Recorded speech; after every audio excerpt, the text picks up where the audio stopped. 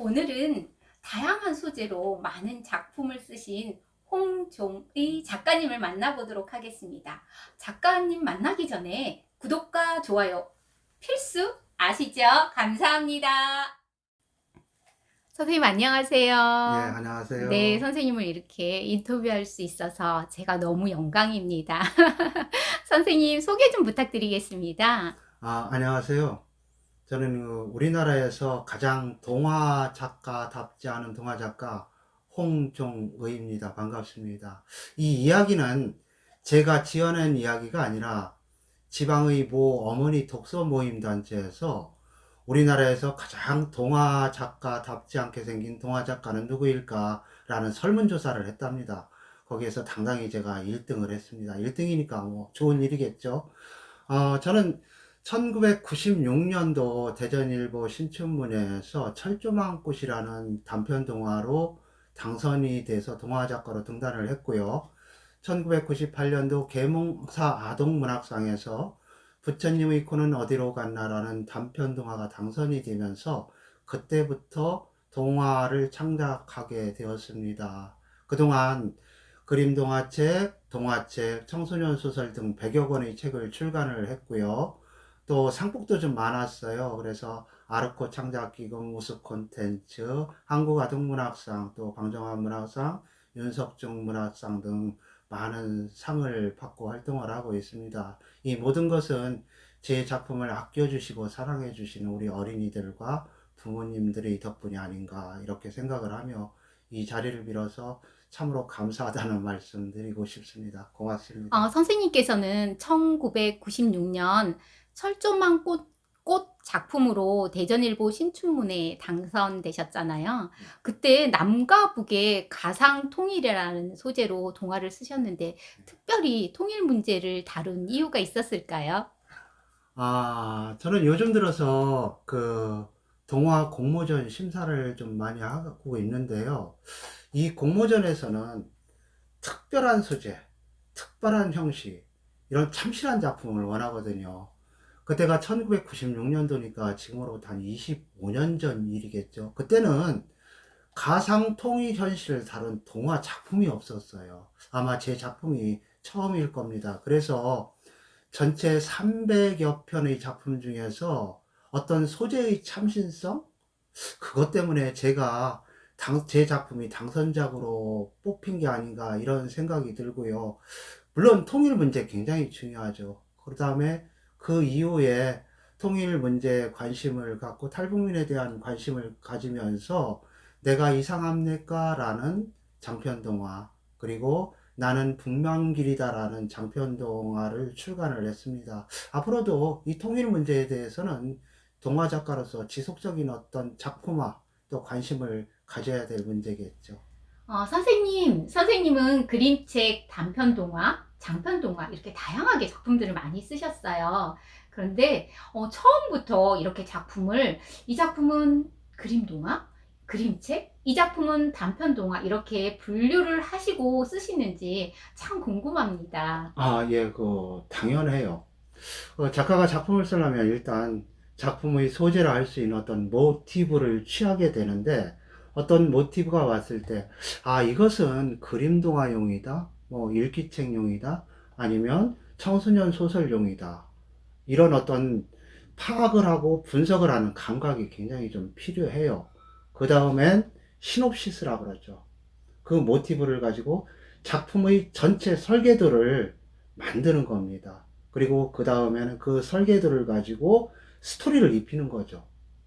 그 다음엔 그 스토리에 맞게 그 스토리 속에서 작가가 작품을 통해서 우리 독자들한테 이야기하고 싶은 주제라고 할 수 있잖아요. 그 주제를 직접적으로 도출하지 않고 표현하지 않고 그 스토리로 덧입혀서 형상화를 시키면서 자연스럽게 인식을 하게끔 하는 그런 세세한 어떤 설계도 계획이 좀 있어야 될 것 같아요. 그런 어떤 하나의 컨텐츠를 만드는 작품을 만드는 과정이 굉장히 중요하다고 생각을 합니다. 선생님 작품은 다양한 소재로 감동을 주는 작품이 참 많습니다. 선생님은 작품의 소재를 어떻게 그렇게 다양하게 찾으시는지 정말 궁금합니다. 어, 주변에서 제 작품에 대해서 다양한 소재를 선택을 해서 작품을 쓴다고 주위에서 흔히들 말하시는데, 요즘 아이들 굉장히 어떤 재미를 느끼지 않으면, 특이하지 않으면 책으로 불러들이기 어렵습니다. 재미있는 일 굉장히 많잖아요. 책이 아니라도 주변에 재미있는 일이 굉장히 많아요. 그렇다면 아이들을 책으로 불러들일 수 있는 게 뭐냐? 항상 고민을 하게 돼요. 그래서 동화의 본질은 똑같아요. 아이들에게 꿈과 희망과 용기를 주는 글이다. 그런데 과연 어떤 특이한 소재를 가지고 아이들에게 꿈과 희망과 용기에 대해서 일깨워주고 자연스럽게 그쪽으로 유도를 할 수 있느냐? 그것이 바로 작가의 몫인 것 같아요. 그래서 일부에서는 소재주의에 빠지는 것을 경계하라 라는 말씀을 많이 하시는데, 저는 그렇게 생각을 안 해요. 특이한 소재, 아이들이 접하지 않은 소재를 스토리텔링을 입혀서 동화로 형상화시킬 때 아이들이 흥미를 가지고 재미를 느낄 수 있다고 생각을 해요. 그래서 저는 소재가 굉장히 다양해요. 잼베라든가 뭐 드론이라든가, 또 동물이라면 제두름이라든가 수리부엉이라든가 쇳덩굴이라든가, 이런 다양한 소재를 통해서 동화를 창작을 해서 아이들의 어떤 접근성을 높여주고자 하는 그런 노력을 굉장히 많이 하고요. 소재 선택을 과연 어떻게 하느냐?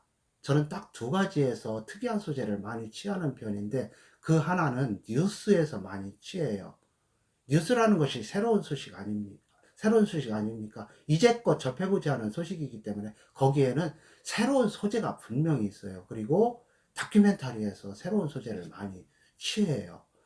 이번에 아르코 창작기금을 수상한 그 바람의 지배자 검독수리 보루라는 작품도 역시 몽골의 어떤 검독수리 사냥에 관한 그 생태 다큐멘터리, 거기에서 소재를 취했고요. 지금 한창 출판 진행 중인 바람의 지배자 검독수리뿐만 아니라 항상 출판 진행 중인 소똥구리 영양사라든가 뭐 제드름이 보안관은 뉴스에서 소재를 취해서 모티브로 삼은 작품들입니다. 저는 저희 아이들 어렸을 때 오줌지도 이 작품을 아주 아, 재밌게 그래요? 읽었어요. 네. 그리고 이걸 읽으면서 '참 구성이 너무 좋다.' 감탄하면서 제가 2번 이상 읽었던 것 같아요. 그래서 '참 많이 사랑을 받겠구나.'라고 생각했고 지금도 '사랑을 이 작품은 참 많이 받았을 것 같다.'라는 생각이 들었는데, 선생님 작품 중에 가장 사랑을 많이 받은 작품이 어떤 건지, 그리고 내용은 어떤 건지 좀 설명해 주시면 감사하겠습니다. 아, 여기 있네요.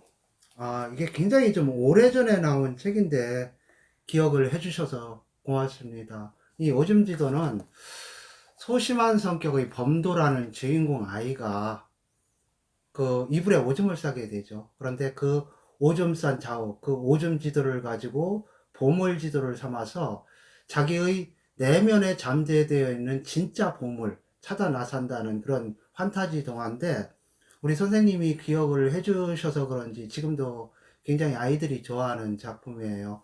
선생님께서 제 작품 중에서 가장 사랑하는 작품이 어떤 거라고 질문을 주셨는데, 어떤 작품일 것 같아요? 글쎄 어떤 작품일까요? 가장 잘 팔리는 작품입니다. 작가는 가장 잘 팔리는 작품, 가장 좋아할 것 같아요. 네네. 저뿐만 아니라. 네. 더불어서 가장 잘 팔리는 작품이 인쇄가 들어오지 않습니다. 네네. 맞습니까? 그런데 제가 100여 권 동화를 책을 썼지만, 작가 욕심이라면 그 100여 권이 전부 인기가 있고 잘 팔렸으면 좋겠죠. 그런데 일부는 출판사 사정에 의해서, 또 여러 여건에 의해서 절판되고 그런 작품들이 있어요. 잘 인기 없는 작품도 있지만, 사실 아까 말씀드린 대로 잘 팔리고 인기 있는 작품도 중요하지만, 작가 입장에서는 그런 작품들에 대해서 더 안타깝고 애정이 많이 가요. 그런데 아무튼 잘 팔리는 작품을 더 사랑하게 됩니다. 그러면 선생님 작품 중에 가장 많이 팔린 작품은 어떤 책인가요? 정확한 기억은 없는데 아마 저희 첫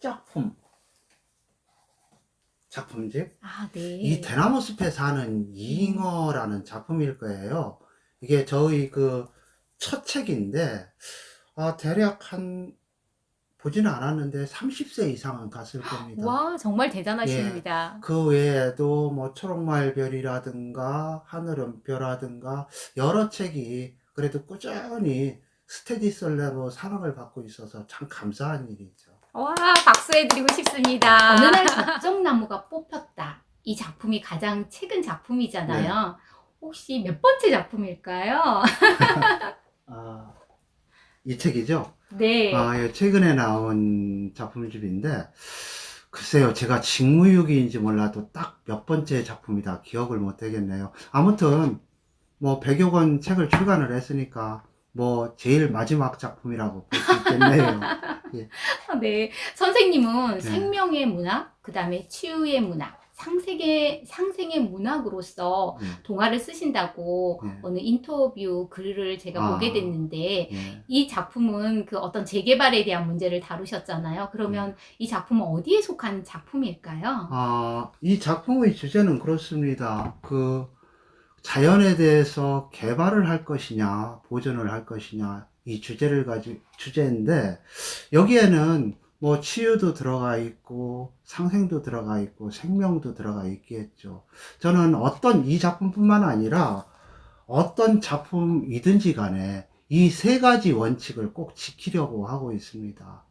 그 아이들한테 이 세 가지 주제를 꼭 주제하고 싶은 마음도 있지만, 솔직히 말씀드리면, 저 동화를 쓰는 것은 제 자신에 대한 어떤 치유의 목적이 더 크다고 볼 수가 있어요. 제가 어디 가서 질문을 받는데, 선생님 동화를 써서 좋은 점이 뭡니까? 라는 질문을 자주 받거든요. 그런데 저는 자신있게 이렇게 대답을 합니다. 동화를 쓰다 보니까 내가 밝아지고, 내가 행복해지고, 내가 긍정적인 사람이 됩디다. 이렇게 이야기를 하는데 사실이에요. 동화를 쓰다 보면 세상에 대한 노여움, 사람에 대한 노여움이 없어지더라고요. 제가 우리 식구들은 다 교회를 다니는데 유일하게 제가 교회를 안 다녀요. 그러면서도 핑곗거리를 꼭 하나 마련하고 있습니다. 아빠는, 남편은 동화 쓰는 것이 바로 신앙이니까 건들지 말아라. 사실 그런 것 같습니다. 동화를 쓰면서 제 자신을 치유하고 제 자신의 존재를 내세우고 또 생명에 대한 어떤 존엄, 존귀함 이런 것도 제 자신이 깨닫는 것 같습니다. 어느 날 걱정나무가 뽑혔다. 13쪽에 보면은 바람 언덕을 정말 사실적으로 표현을 예, 하셨어요. 예, 예. 그러면 실제로 그 모티브가 되는 장소가 있는지 너무 궁금했어요. 아, 혹 선생님의 고향 충남 천안 목천리에 잎 빠진 산, 예, 이빠진 사. 이곳에 혹시 예. 이런 장소가 있나요? 아, 제 작품 중에서 가장 사실적이고 리얼리티가 많이 담겨 있는 작품이 바로 어느 날 걱정나무가 뽑혔다라는 이 작품입니다.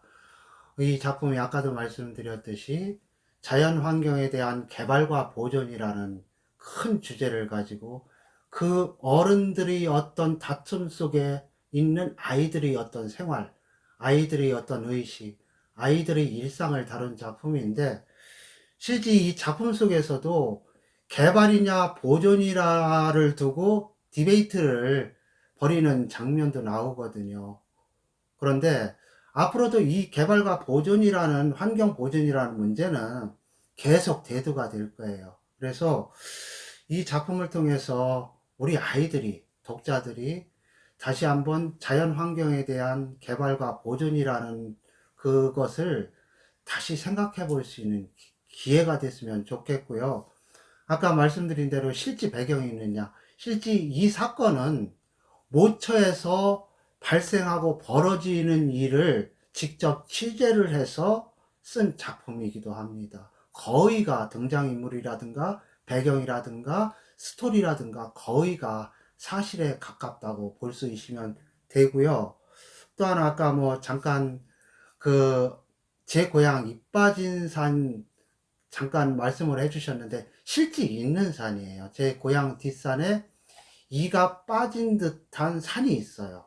거기에는 전설이 노아의 방주 때 같은 전설이 거기에 전해져 내려오는데, 사기배가 대홍수가 났을 때 사기배가 움직이다가 쾅 부딪혀서 이가 빠진 듯 움푹 패여 있다.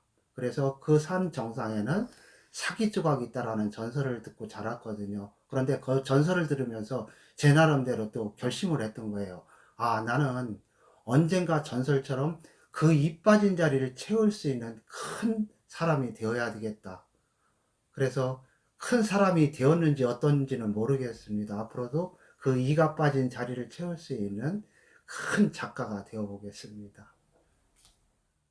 선생님 너무 아쉽습니다. 아, 벌써 마지막 질문인데요. 선생님은 공무원이시고 또 동화 작가이신데 전업 작가들보다 작품 쓰실 시간이 턱없이 부족한데도 네. 정말 많은 작품을 다양한 소재로 쓰셨습니다. 그리고 또 저랑 선생님이랑 패친이라서 제가 아는데 주말마다 카페에서 이렇게 글을 쓰시고 계시는데 소명의식이 없으시면 불가능한 일이라는 생각을 참 많이 했습니다. 선생님께서는 어떤 사명감으로 동화를 쓰시고 있는지 살짝만 말씀해 주시면 감사하겠습니다. 사명감과 소명의식은 감이 아니고요.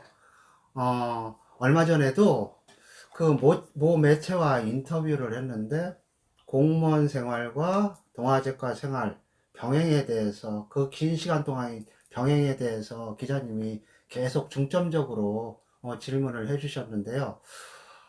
제가 내년 6월이면 34년 동안 근무해온 공직에서 정년 퇴임을 합니다. 그리고 제가 1996년도 신춘문예를 통해서 동화 작가가 되었으니까 공무원 생활과 동화 작가 생활을 병행해온 시간이 대략 한 25년 정도 되겠네요.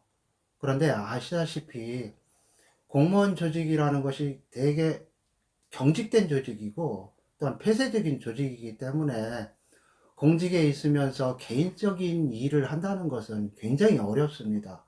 또한 그렇게 해서는 안 되고요. 뭐 일단은 공직에 충실해야 되는 그런 의무가 있으니까요. 그래서 규정상 법상 공무원은 겸직과 겸업을 못하게 되어 있습니다. 다행히 작가는 겸직과 겸업의 대상이 아니에요.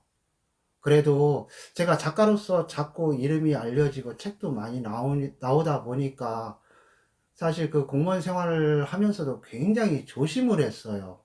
내가 혹시 작가 생활을 하면서 또 뭐 공무원 생활, 공직 생활을 좀 소홀히 한다. 그래서 어떤 조직에 대해서 좀 폐를 끼치지 않을까. 그리고 제 자신에 대해서 좀 나태해지지 않을까 경계를 하면서 맡은 업무에 충실하려고 굉장히 노력을 하면서 참 치열하게 잘 살아왔다고 생각을 하고 있어요. 대개의 그 사람들은 퇴직을 앞두면 굉장히 초조해 합니다. 저희 선배님들도 그렇고 주위에서 그런 분들을 참 많이 보는데, 지난번 기자님도 그런 말씀을 하세요. 아, 퇴직을 앞둔 분들을 만나면 얼굴에 그 초조함이 있는데 작가님은 오히려 편안해 보이세요. 좋아 보이세요. 이렇게 해서 저도 굉장히 기분이 좋았는데요. 솔직히 저는 퇴직 후의 생활에 대해서, 퇴직 후 오로지 본캐가 되는 거죠, 동화 작가가. 그때의 생활에 더 기대를 하고 있습니다. 제가 이렇게 열심히 살아왔다는 것은 꿈을 찾는 과정이었어요.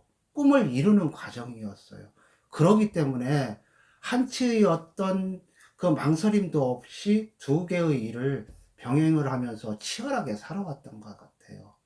끝으로 이 영상을 보시는 분들한테 꼭 말씀드리고 싶은 것은, 사람마다 꿈이 없는 사람은 없어요. 다만 찾지 않을 뿐이죠. 저처럼 뒤늦게나마 한 가지 자기의 가슴 속에 있는 꿈 하나씩을 꼭 찾으셔서 차근차근 이뤄가세요. 그러다 보면 지난번 기자님이 말씀하신 대로 저는 못 느끼겠어요. 말씀하신 대로 얼굴에 평화가 옵니다. 마음이 편안해져요. 그리고 세상에 대해서 노여움이 없어지고 좀 더 넉넉한 시선으로 세상을 바라볼 수 있을 것 같습니다. 아우, 너무 감사합니다. 긴 시간 이렇게 촬영에 함께 해주셔서 너무 감사합니다. 예, 고맙습니다. 또 작품으로 만날게요.